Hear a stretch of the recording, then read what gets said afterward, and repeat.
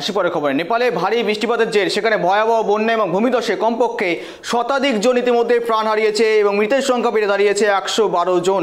এখনো পর্যন্ত এই খবর রয়েছে এবং সেখানে 70 থেকে 80 জনেরও বেশি আহত হয়েছেন। কাঠমান্ডু উপত্যকায় ভয়াবহ বন্যা এবং ভূমিধসের জেরে মারা গিয়েছেন 112 জন।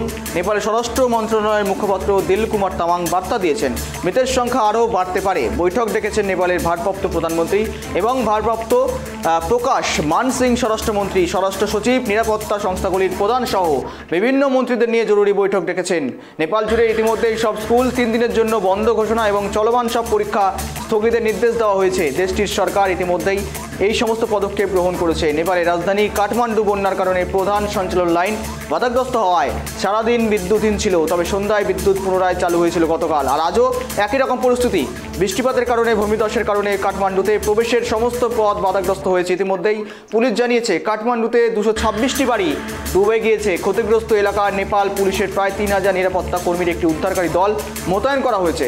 পার্বত্য দেশটিতে ভূমিধস এবং আকস্মিক বন্যায় প্রতি বছর বর্ষা মৌসুমে শত শত মানুষের মৃত্যু হয়। এবারও একই রকম চিত্র, অর্থাৎ এবারও এখনো পর্যন্ত মৃতের সংখ্যা ছাড়িয়ে 112। একেবারে ভয়াবহ পরিস্থিতি অবস্থা নেপালে।